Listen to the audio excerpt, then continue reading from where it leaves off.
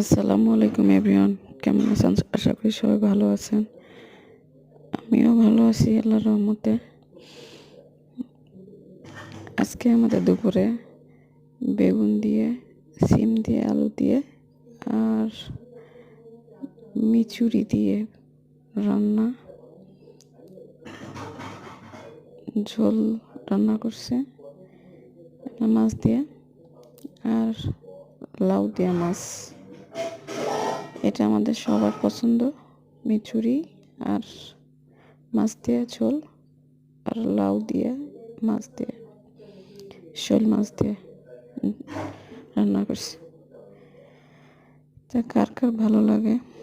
আমাদের তো শীতের সময় মিচুরিটা অনেক ভালোই লাগে, আমরা মিচুরিটা অনেক পছন্দ করি, খাই। এই আর কি। কেমন কাটছে শীত? কার কার কেমন শীত লাগছে? আমাদের রাজশাহীতে অনেক ঠান্ডা পড়ে, খুব ঠান্ডা।